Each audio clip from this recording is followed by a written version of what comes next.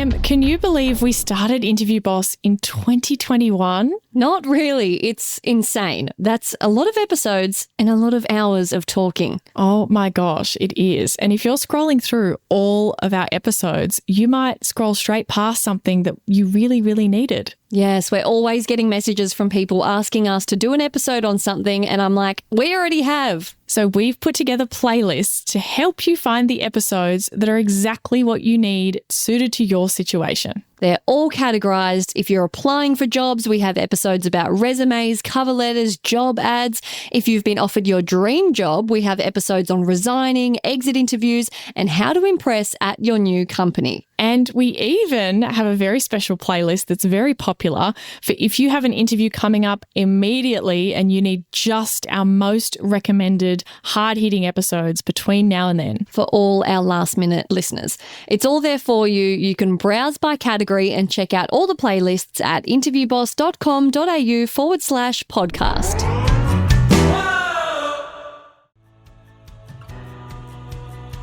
When it comes to what do you do about it? Well, nothing. You can't do anything about it. They're not getting back to you. You ghost them back. Yeah. Hey everyone, and welcome back to Interview Boss. My name is Emma. I'm a radio journalist who's teamed up with my sister to give you all the advice, inspiration, and support when you're looking for a new job. Sarah is a HR and recruitment professional, and together we're here to give you all the tips, tricks, and behind-the-scenes knowledge to help you excel in your career. Oh, we're excelling today. Hey, Em, and welcome back, everyone. Who are we giving a giant shoot your shot shout out to? To Ione, who bought us 5 coffees and had such a lovely message. She said, "Hello, you wonderful, talented humans. Where do I even start, Sarah and Emma?" That makes me want to sit down and have a cup of tea with her. She's like, I know. "Where do I begin?" Yeah. And this made me laugh so much. I stumbled, in brackets, literally, I was out running in the dark across your podcast while in... I love that. In your ears, running in the dark. While in a blind panic after being invited for a second interview.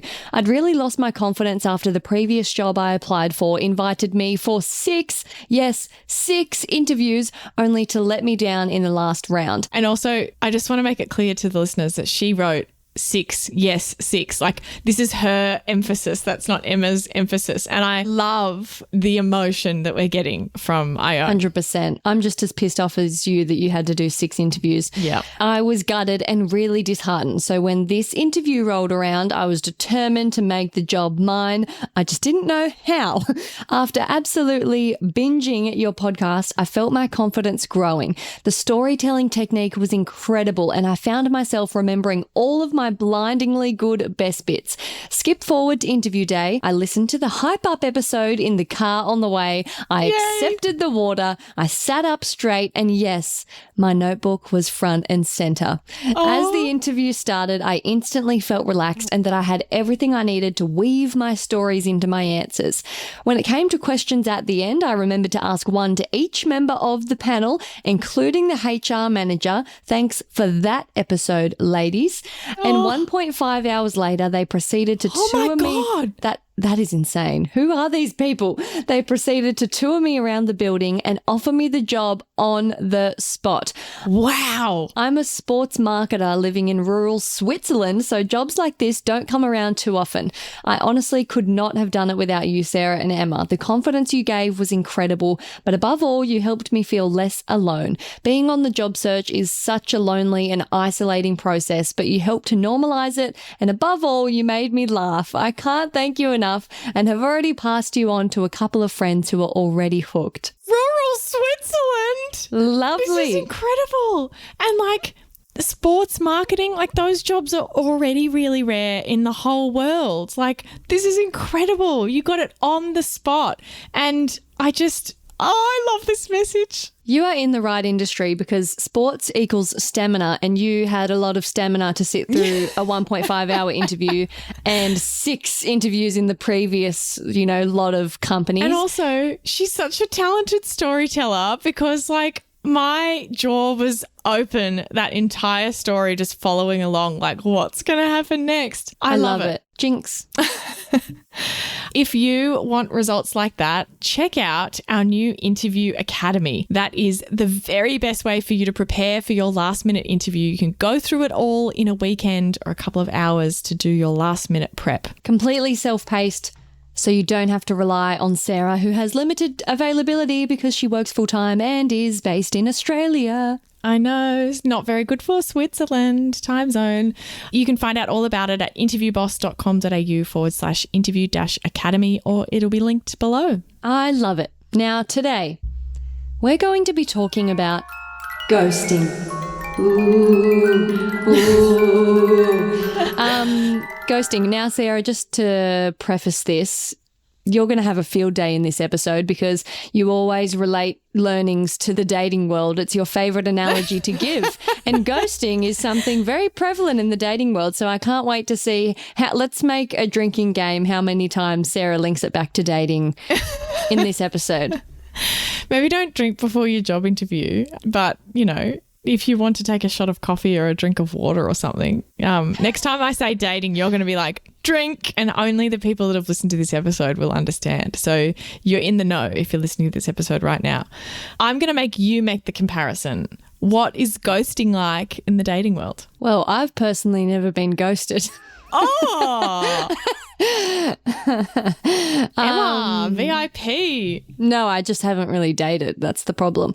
Oh, right. So you haven't had anyone let you down directly either. You've just like not had any experiences. Yeah, really. Maybe that's why you never compare them, because you're like, I Yeah, I'm not traumatized by dating because I just didn't have to do that. So that's nice.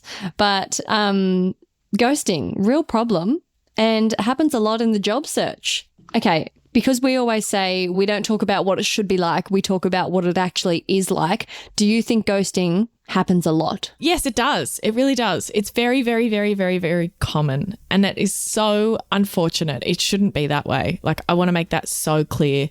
It's a failure of the job application process, and it's absolutely not endorsed by me.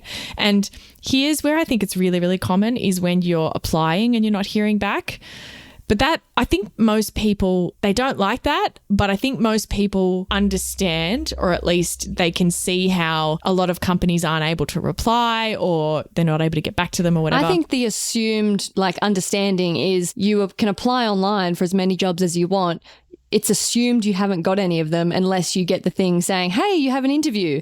That's the standard. I hate that too. I think that's not good enough. There's a lot of companies out there, even more these days, that are saying things like, you know, only successful candidates will hear back from us. Look, I hate that too. I think that's gross. But at the very least, they're setting your expectations and they're being clear about what you can expect so that you do know that you can rule it out if you haven't heard. But still, there's no time frame there. Like, I hate it. I aim to get back to every candidate, and I don't want to put a guarantee on that because I'm sure that there's a candidate that I've missed or more that I've missed in my whole career. But I think when we're talking about ghosting in today's episode, we're more talking about when it's gone further than that.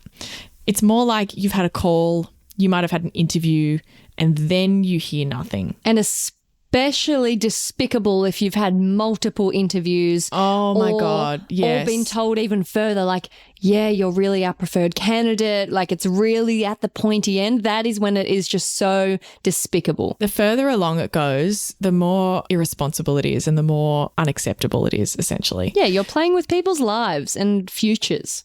Yeah. Now, what I've seen in my research, I always like to see, like, what are people saying online about these things, is people saying, oh, well, if that's how they treat people, then it's a sign that I never want to work there anyway, blah, blah, blah. Like, and I agree to a certain extent. Like, I see why people say that, but I also think that that's kind of like the easy answer to go, oh, well, they're a terrible company and I would never work there because they did this to me. I think that's a stretch. It's kind of, drink, the same thing as dating where like just because one person ghosted someone once doesn't mean they're a horrible person and nobody should ever date them. Sometimes it just means that they had no idea how to say what they had to say, and they put it off for a few days, and then it felt weird to say anything, and then they stressed about it and they festered, and then they just left it. And that can happen. That absolutely can happen. Or if it's one person's responsibility within the company, like it was one dude who just got overwhelmed and it didn't get back to you, but you've tarred the whole company and the awesome department that you could maybe work for, but you've written it off because Dave had a bad day, like that's rough. That's what I want to talk about in this episode, because when it comes to like, what do you do about it? Well, like nothing. Like you can't do anything about it. They're not getting back to you. You ghost them back. Yeah, we've got an episode about following up. Like, by all means, follow up. And I think sometimes you may still hear nothing, which is, again, not okay, not a good thing. But what we always say on all of our episodes about this kind of stuff is that you should keep applying, even when you've had an interview, even when it's going well, keep applying. You don't want to put all your eggs in one basket too soon. You want to keep multiple options open until you have that contract, until you actually start. Like, keep your options open. So I think that helps here when you haven't heard back from someone. But I thought what would be helpful in this episode is maybe if we talk about some other things that might be going on behind the scenes, so that people have an idea of how this could happen, so that they can make an understanding of like, how should they interpret that if it happens to them? If you get ghosted, how should you think about it? First of all, it's definitely not personal. This is tough to understand. Out of all of the things that it could be, I just really don't think it's personal. I don't think anyone has done this specifically to you deliberately. I think that is 0.01% chance that that's the case. So please don't take it that way. It doesn't mean anything about you and how you did in the process that they've deliberately decided to not get back to you. Interview Academy might be the perfect thing you're looking for. Interview Academy is a course Sarah has been working on after delivering hundreds of interview coaching sessions and getting incredible results. But unfortunately, I'm only one gal living in an Aussie time zone who works a day job, and all of that mean I can't help everyone one-on-one, which drove me crazy. So for over a year, Sarah's been working on turning all of those amazing lessons into an on-demand, step-by-step interview prep course. We hold your hand through the entire thing, and you can do it at home in your own time and get instant access right now. Check it out at interviewboss.com.au/interview-academy. The link is in the show notes. What might be going on the other side, behind the scenes in that company, it could be a complete total shit show of a place to work. It could be an absolute basket case of a company. It could be, that's one option. So you might have completely dodged a bullet because they can't even hire someone properly. They can't make decisions. They can't do anything. All over the place. There's this person and somebody left, and then somebody was like fired, and then that got moved, and then they lost your information, and then they couldn't find out, and then someone interviewed you but the role changed. Like, it could be a total shit show and you could have absolutely dodged a bullet. But that's the easy answer. And I actually don't think that that's the most common. So before you jump to that conclusion, let's hear about some of these other things. What else might be going on? Maybe you have a recruiter who really doesn't like conflict and just doesn't want to reach out to let you know like it didn't work out, or they don't like being the bearer of bad news. Or could it also be like in the sense of them not liking conflict, not just to let you know you haven't got it, but like if there's been some change of like the job's changed, but they don't know how to convey that. So it's not that you haven't got it, but there's some internal thing or budgets, and they're just like, they're an avoidant girly. They're like, oh man, not today. I can't do it. And they see your email and they get a pit in their stomach and they're like, oh, I can't do it. I don't want to tell her. She was so excited. Dry. They're sitting by the phone and they're like, come on, press the buttons. And they just can't. And if you're hearing that and you're like, well, screw you, that's your job. Like, I agree with you. That's why I wanted to start out with that whole thing at the beginning. These are not to excuse this behavior. It's just, I think it is helpful. We get this feedback from people. Like, it is helpful to know how this stuff works. And I'm sure when you hear this, you're like, oh my God, I can imagine how they might feel like that. It's not their fault. They don't want to have to be the bearer of bad news. At the same time, if your recruiter is overworked and they just have 50 different deadlines, priorities on their desk, and getting back to you to say like, hey, it's not worked out, is unfortunately bottom of the pile. Because even though you might have been quite far along and objectively speaking, it is a priority to get back to you. But compared to everything else, maybe they've just had a death on the construction site. Maybe someone's just quit. So dramatic. Oh my God. But you know what I mean? That could happen. There's 100. Why would that make the recruiter? Because they have to recruit for the person? That's horrible. No, I just mean company-wide incident. Like there's been redundancies, there's been a boss, like lots of people missing. There's crisis management. They're getting all the applications at once. All the different managers are chasing them for like, where's the candidate? Where's the contract? The successful person, they need to do references for them. There's another one over here. They've got an ad to post. It's very easy for companies to give their recruiters way, way, way too much to do and too many candidates to manage and too many processes. This can happen with agency too, so it doesn't always have to be your internal one.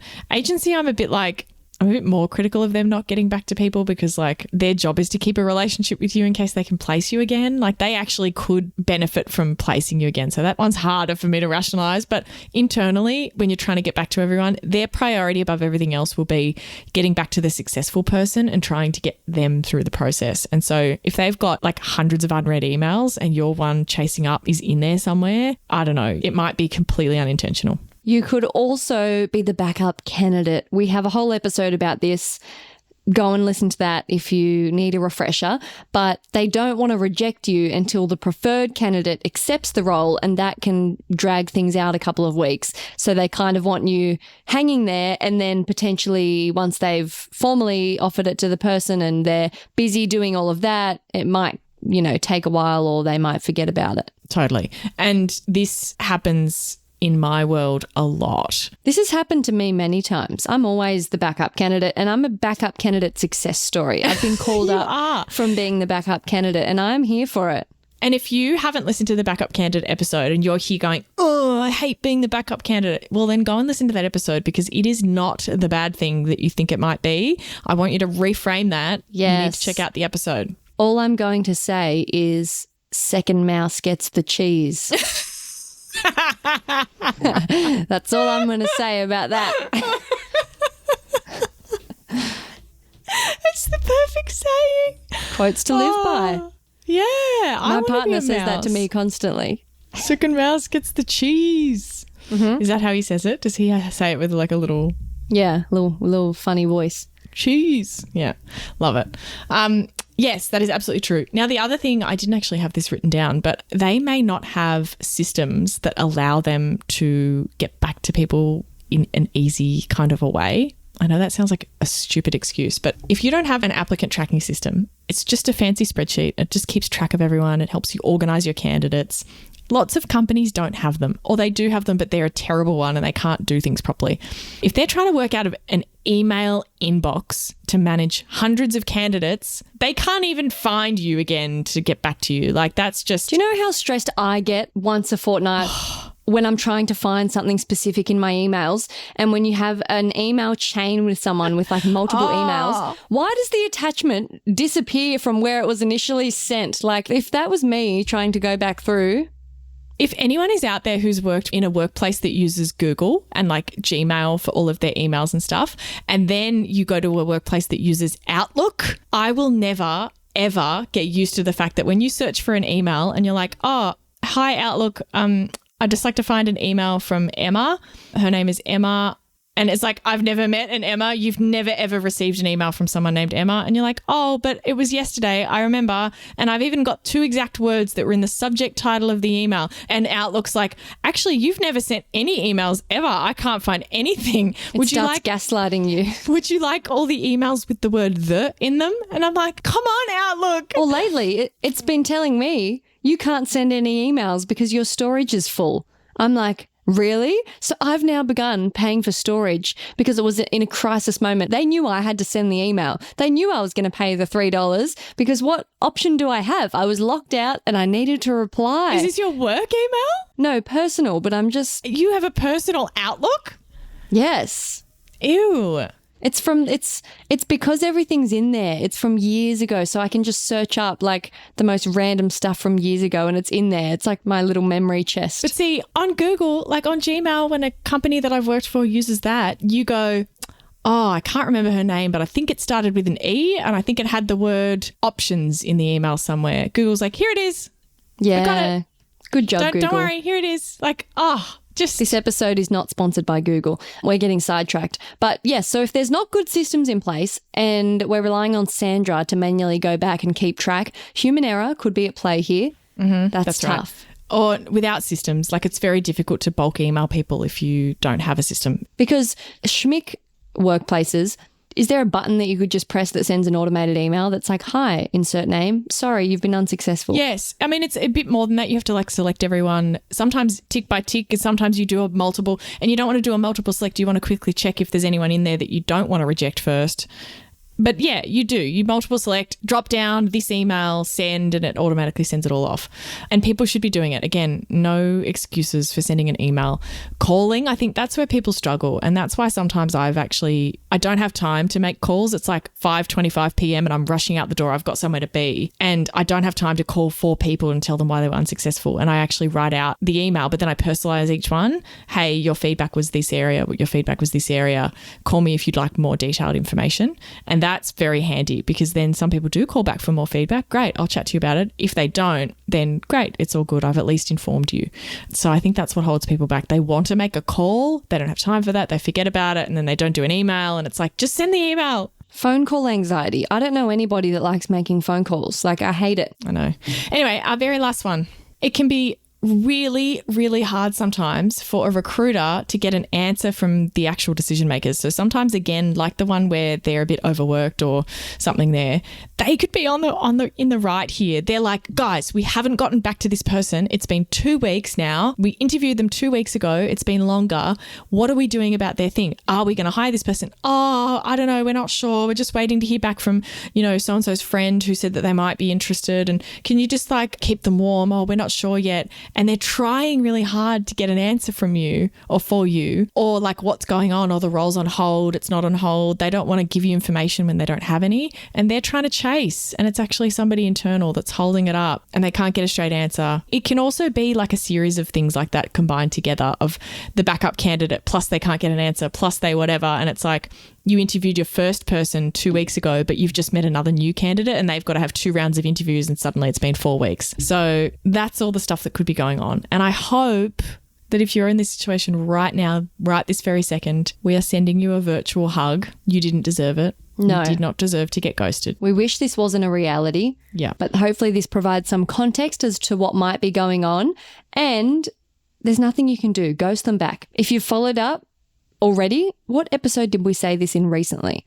Listen to this when you're waiting to hear back. Go and listen to that. We tell you in that episode to pick a mental date at the time that you're going to get this company out of your head. If you've been obsessing about it for 2 weeks now, thinking, surely they'll get back to me soon, pick a date, and by then we're not letting it take up any more space. We're mentally crossing it off the list. Yep.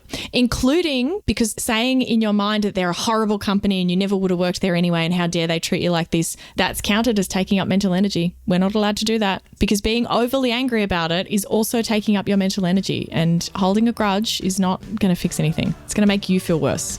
And we don't want that for you. So get back on the horse. We're here to help. You got this. Hang in there. Thanks so much for listening to Interview Boss. If you like hearing the sound of our voices, hit that follow button in Apple or Spotify, or better yet, shoot the show to someone else. That's how we hit the charts and we can help even more people. For more advice, inspiration, and a supportive community, chuck us a follow on Instagram. We could use the help.